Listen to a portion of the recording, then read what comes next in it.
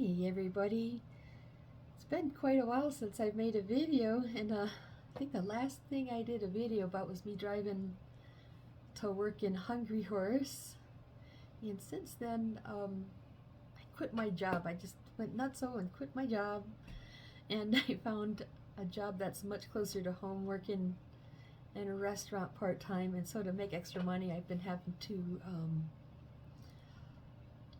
work as a self-contracted driver, like doing DoorDash and Walmart Spark, and it's been exhausting trying to make ends meet. And also, I'd say over the past couple months, like no, what was it, this January and February, it seemed like I had this virus that just go away and come back. It's just been so exhausting, and I realized, wow, it's been a long time. Anyways, I just wanted to share a little bit about my current situation. Is that I still feel like I'm living in limbo here.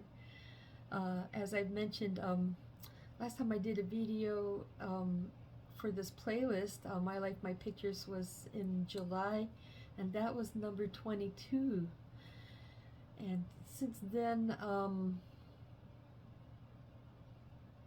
I've done a series of videos more to the Jody Vision side, kind of sharing about some of the other things in my life during that time of maybe 2000 through to 2009, and some of that crosses over to me moving to Montana. So at any rate, I thought I'd mention that I created a separate time, I would say, playlist where I started talking about how I ended up here in Montana.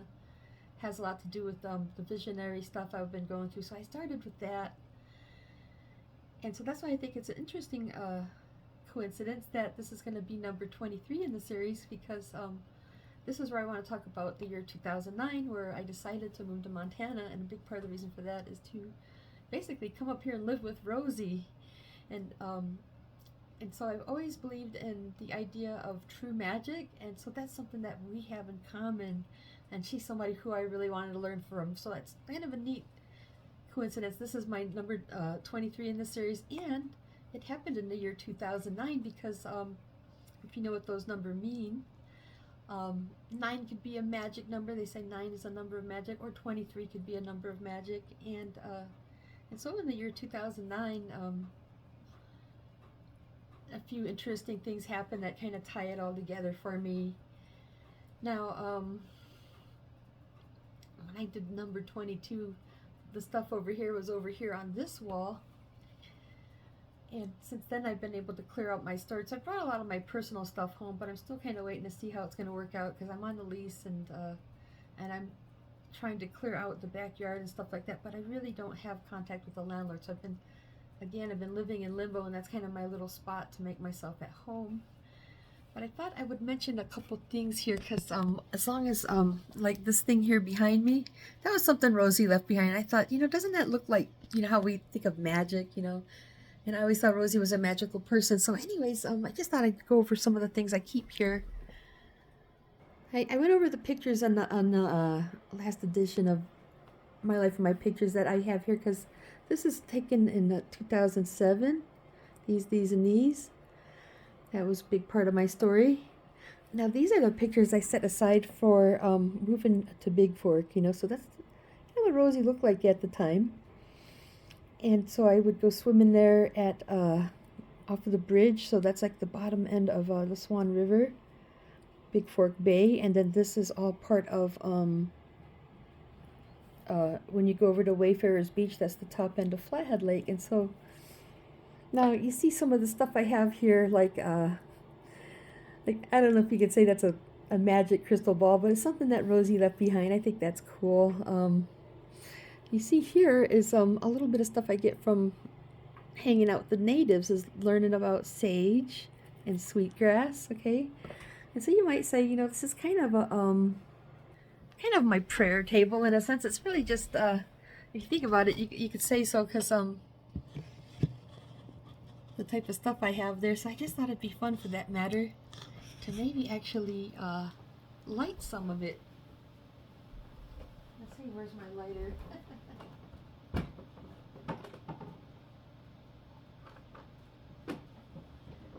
Alright, so my tablecloth is a small blanket with a tiger on it. So So is my lighter, and I thought, I like to think I'm sort of a student of magic. I don't really do magic. Like, when I was living in Denver, witchcraft and magic were popular, like people in the goth scene, some of those people belong to organizations even, and well, I've never done anything like that, but and from my understanding, when it comes to magic, you really don't need things, that's kind of lower magic. Higher magic is really empty-handed, and you don't need objects and talismans and things like that, and I think Christianity talks about that too.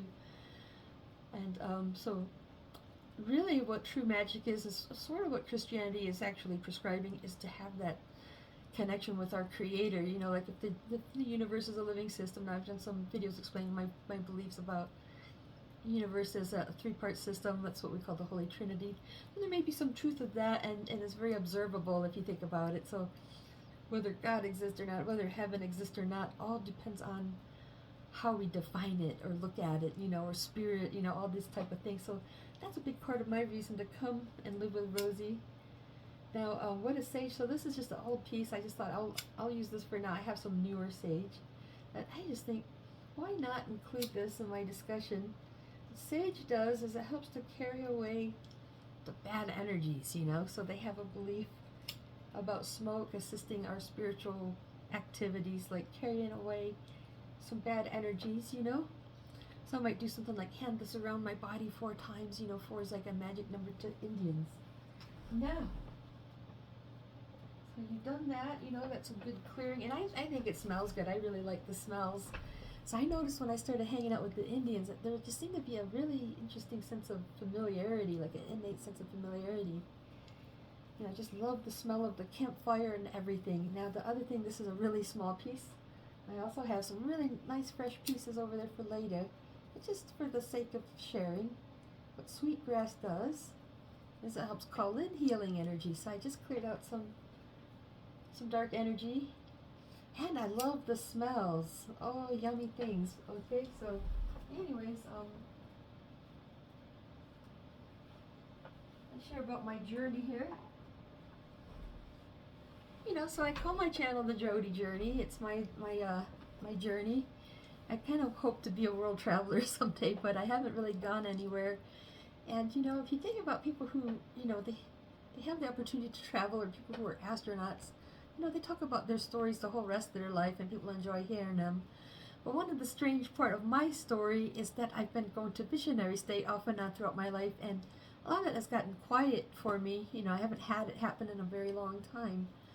But yeah, it's definitely a big part of the reason I came here.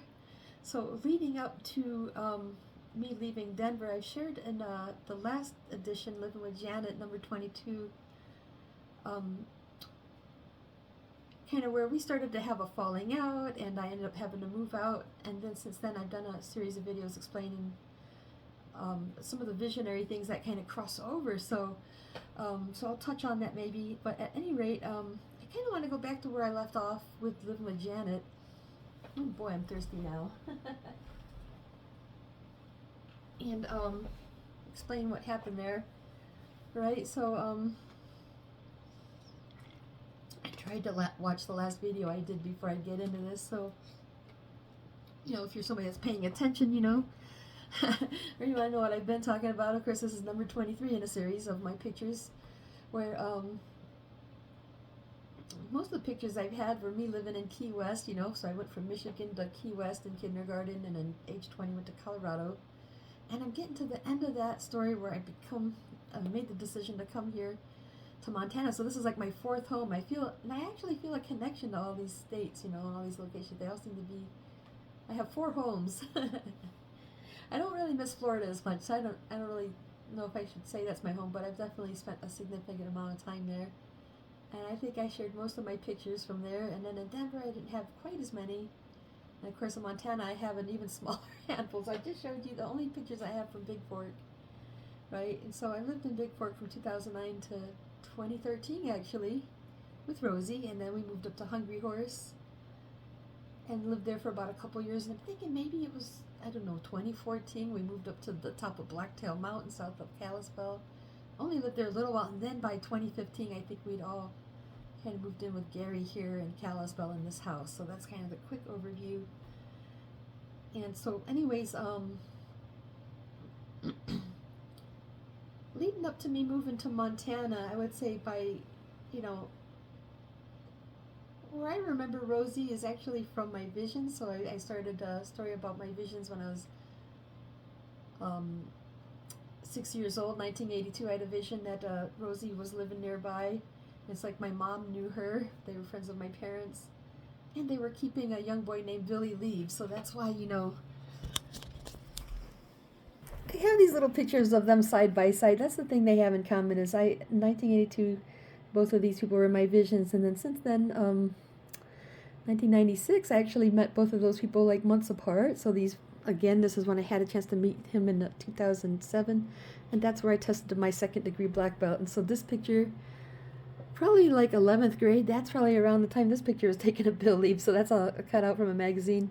And so how all this links together is, okay, let me see. So by the time I'd say those pictures were taken, maybe the year 93 actually, I would think I was like between 11th and 12th grade when I had the epiphany that maybe I've been going to visionary state, you know, and that might be why I remember Billy, because I was starting to like put all that together. And then I moved here to Denver and I wanted to meet him, you know.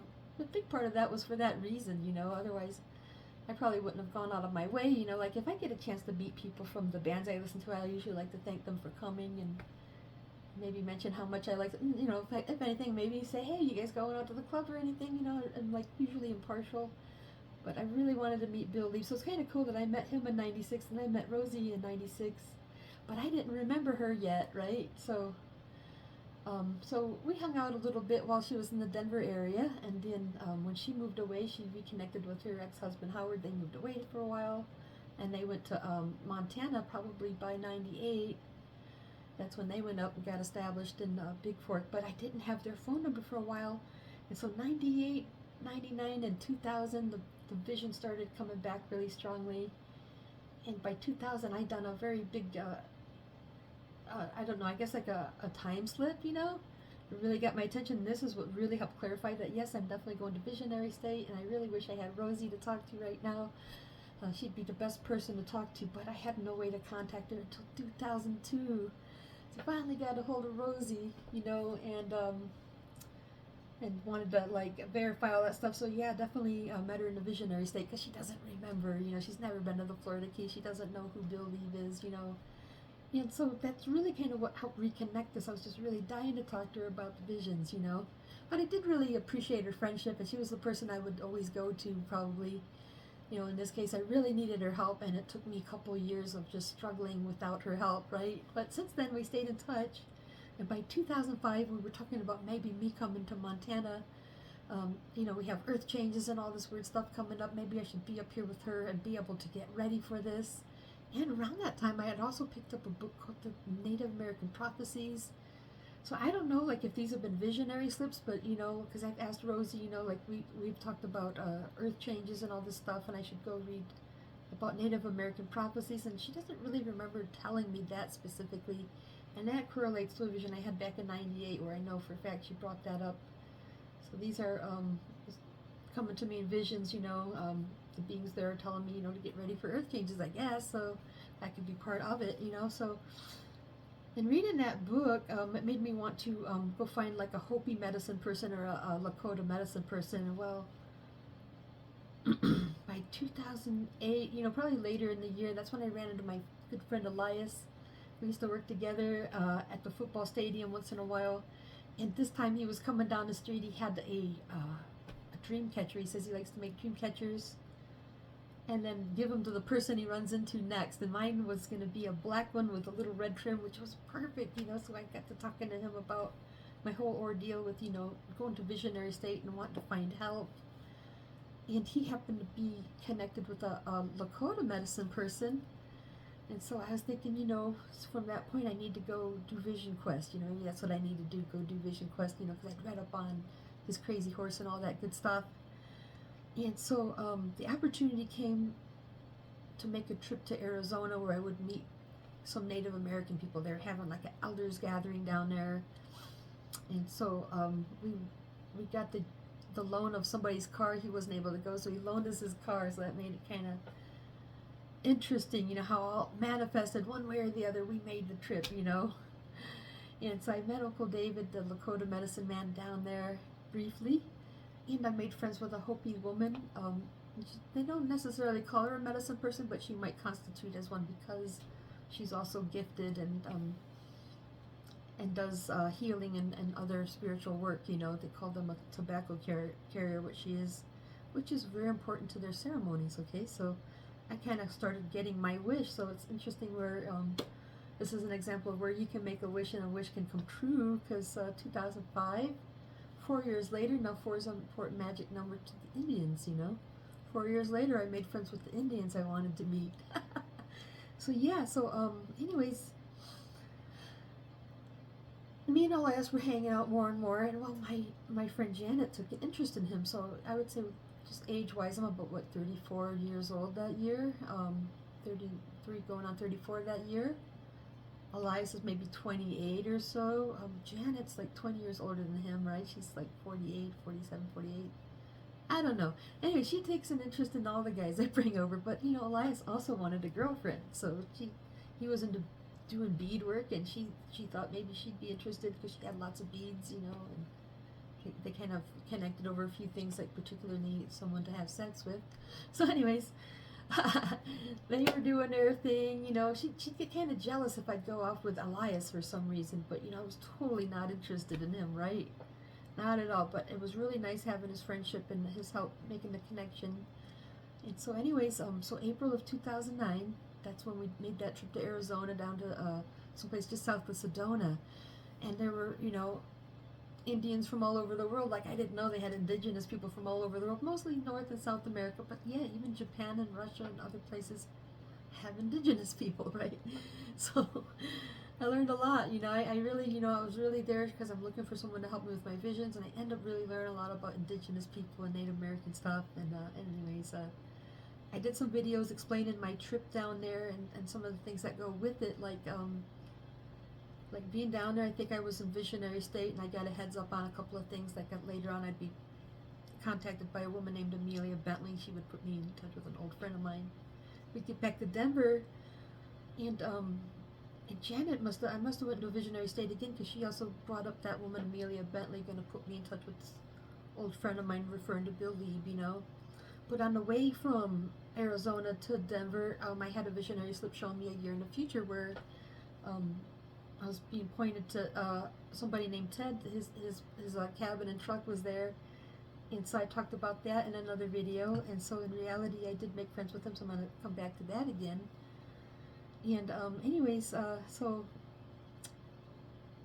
I think after we got back to Denver, we went to a sweat lodge where I would talk to Uncle David, and then he would invite me to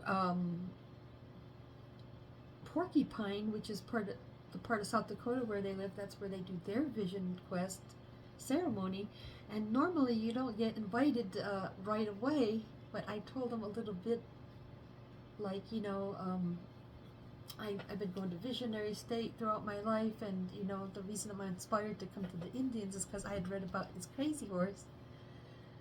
And it turns out this family is part of their bloodline, so I don't know exactly what the relationship is, but there's part of the same family as his crazy horse, and that's the Indian that made me want to go to the vision quest. So yeah, so I really know very little about this. So he had a lady named Stephanie. She's like part white, part Cherokee, but she likes the Lakota way, and she is also the freelance writer that was trying to help put out information about how the Indians get treated. So by going to her and Elias, and he was studying, he's going to college for Native American Studies, get quite an education about what's been going on with the Indians. And I didn't realize that, the Indians are still kind of fighting with our government in ways. And so the couple that took me up there, were really nervous and just cautious, like, let's get moving, let's not hang around, Anytime they see headlights behind us, they get a little bit worried, So I kind of had to learn a lot really fast. And so let's see, kind of trying to look at how this went. Okay, so because the point being is Janet kicked me out of the house and I put myself in storage, so I was technically homeless at the time, actually. She was really upset because Elias dumped her. She doesn't want to do nothing but lay around all the time. She doesn't go anywhere, do anything. He wants a girlfriend to do things with him, not just lay around and have sex. So, anyways, she took it out on me, and that's how I ended up homeless. And she was really upset, that I'm getting to go on all these spiritual voyages. She even told me herself that she feels kind of jealous, like she thinks she should be allowed to. So she kind of openly admits things to me once in a while. She said, sometimes, she feels like maybe a demon is telling her to hurt me, maybe I should move out before she hurts me, like. But she might be a little clairvoyant or something. She was somebody I could talk to about psychic awareness and stuff, so I told her all my stuff too, She knew all about it. But anyway, she just turned on me, and I had to move all my stuff out. So I would say, I don't know, through the month of May, like I was moving all my stuff out, and then I went out of town to do my Vision Quest stuff. So I did, I think, another video talking about getting help from the Indians. And so yeah, so I went to let me see, by the 1st of June, I think I was up there, maybe slightly before June, because that's when they started. So I must have went up right at the end of May, and I had some camping gear. I had my tent, and I had this box full of snacks. I was told there was somebody that was going to come up and set up a camp and then feed us, So I was kind of depending on them to do that, and so I really just brought a lot of snacks and things to kind of stay fed. And so it was kind of rough because there were ticks out there. I was constantly having to pull ticks out of my hair. I kind of learned that you don't want to park too close to a tree, so I had to pack up and move all my things one time. I learned I had to get away from those ticks, but I was constantly pulling them out of my hair. The dogs were covered in ticks. And so Uncle David had a big plot of land, and at the back end, like towards the east side of his land, was these kind of rocky hills, So you gotta pick a place on the hill where you're gonna go. So I'd go out there and walk around and try to figure out where I'm gonna plant myself for the ceremony, And then Elias joined us finally. He came up a little later, and then so you do a lot of sweat lodges, get to know people there a little bit, and some of the people there were kind of dicks to me, most of them were white people, so he does ceremonies where he invites a lot of white people, and then they do separate ceremonies where they just have natives, so they kind of go easy on us. I think when it's the natives, they make the sweat lodge hotter and longer and things like this. So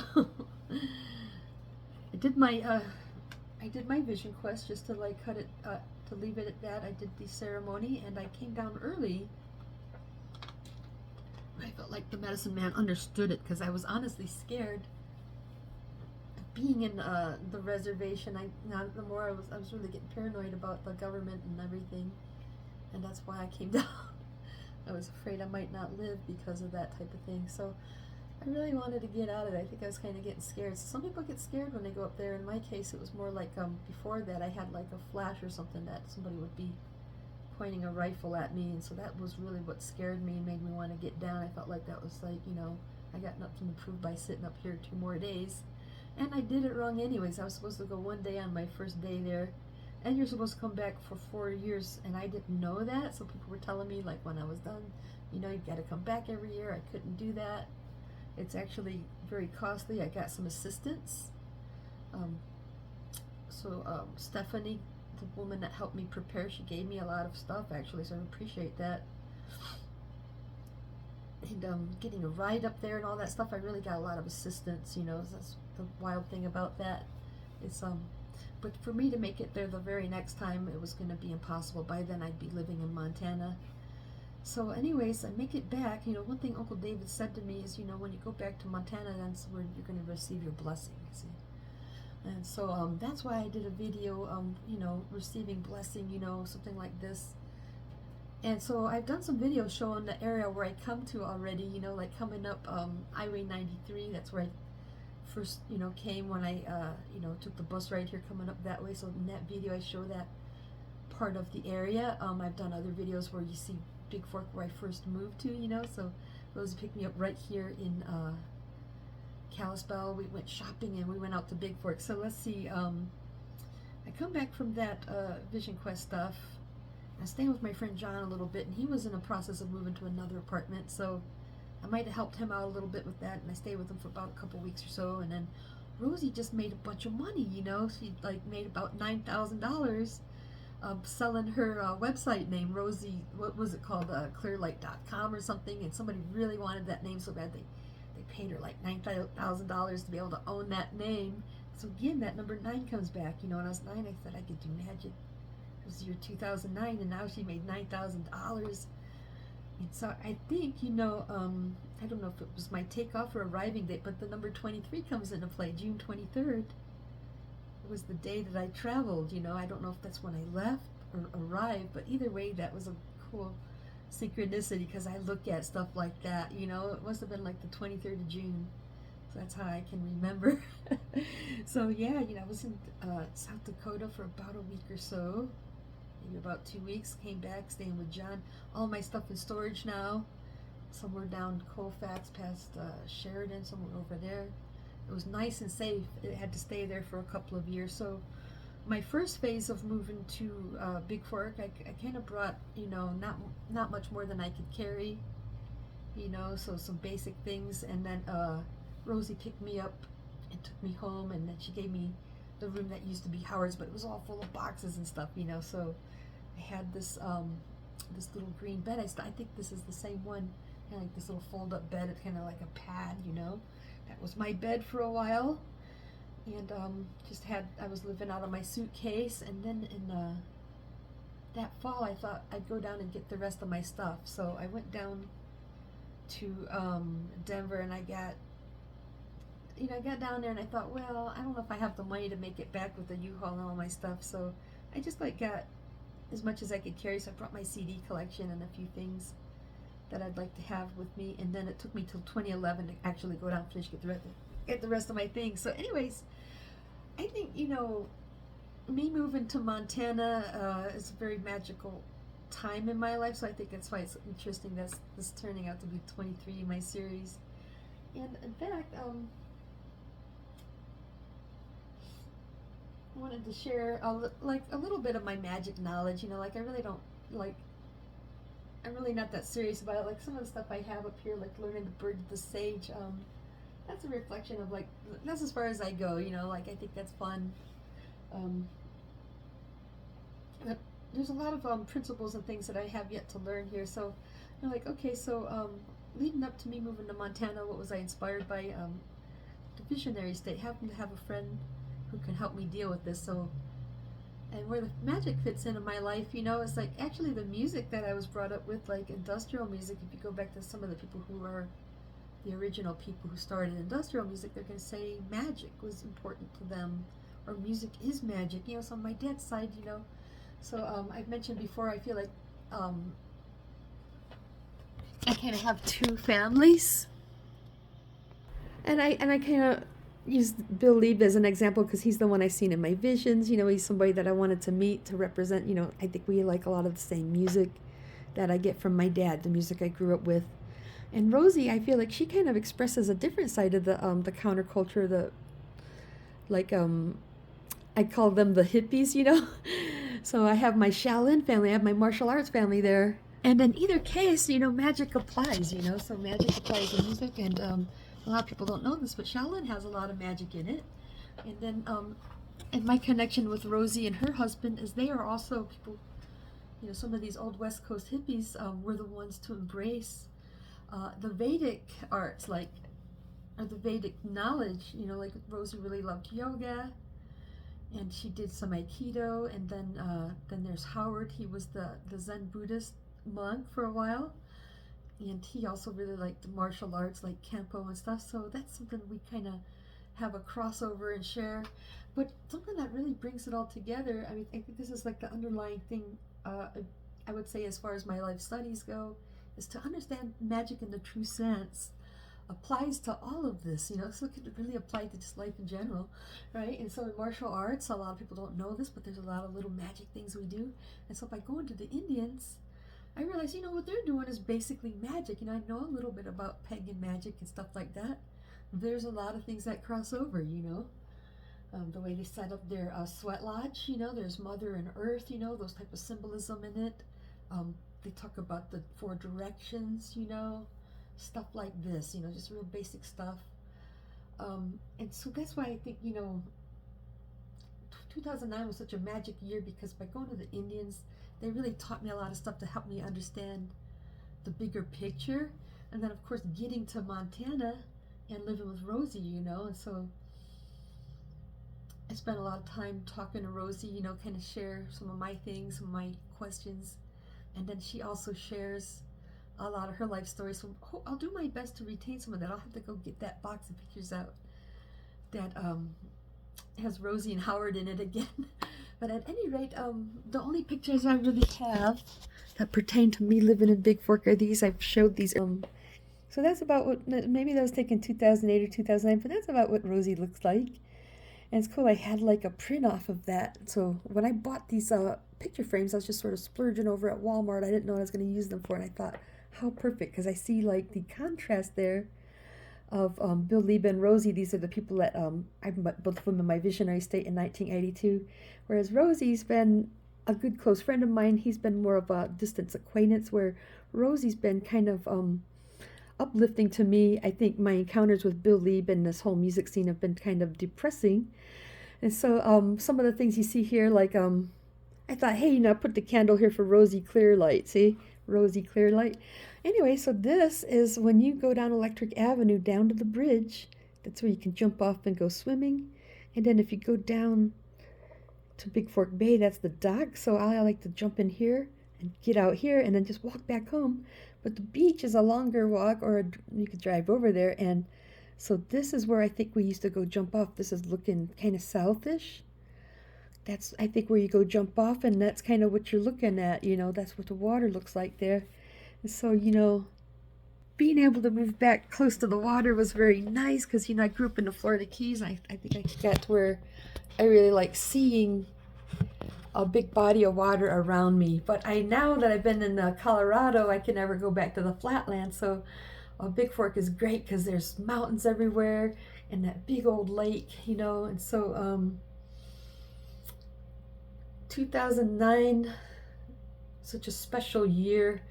And I'm not really sure if I meant to stay in Montana or not. I was in Michigan till I was 6, so moving to Florida, that would be 14 years in Florida, 14 years in Colorado. Now I'm going on 16 years in Montana. I just feel like, seems like I only lived someplace for about 14, 15 years before I moved. So that's why I'm wondering, am I going to be moving, or am I going to stay longer?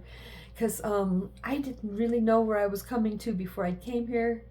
But I'm seeing a lot of kind of, I'd say benefits. I feel like it's better to be in a thinner population versus someplace like Denver, where there's a lot of people, and when you get crowded, people get meaner. Now Denver might be one of the friendliest big cities you could ever visit, but still, I made a trip down there back 2014, 15, and stayed just a few months, and then came back working the same type of work, and noticed the contrast is that, people are a little more wound up in Denver by, because of the population. So coming here for that reason, for mental health, in that sense. See, Howard Clearlight had a problem with places that are highly populated. It would give him seizures, actually. He had to live someplace with a low population, so that way he would have less seizures. Having to do with all the it's like everybody's psyche combined. The more more people there are, it affects the atmosphere in such a way that affects one's psyche, right? So that's something I've figured. So that might be cool, So there's a lot of reasons, why moving up here might be, kind of a blessing in disguise. Because once Rosie died, I felt like, oh my God, what am I doing stuck here in Montana with all their junk? I was kind of upset about it, but now it's like, okay, it could be a blessing in disguise for a lot of reasons. And I'm really kind of honored. I was the person who inherited their things. She's got, so many kids, so many grandkids, and I'm the one who inherited her things. And over the past 2.5 years, I've been sorting them out. In fact, I'm still sorting them out. It's been a really long, drawn-out process. Anyways, I really wanted to share about my life in 2009. And I really wanted to make this video special because I think, it's the perfect synchronicity that this is 23 in the series, and my decision to move to Montana had so much to do with my underlying need to learn more about what true magic is, what magic is in the true sense, not, abracadabra, not anything satanic or anything like that. That true magic is really just, again, super basic and simple. Hopefully it's a path of mastery in the right direction for a good reason and in the right way, that type of thing. At any rate, I'll be back with more stories about some of the things that happened after I moved to Montana. I only have a little bit more pictures to go through. But yeah, sometimes I feel really grateful that I'm here in Montana. Sometimes I'm not sure. But I like to think, the whole process of me coming to Montana has been kind of a magical one. So you guys have a great day, and I'll talk to you soon.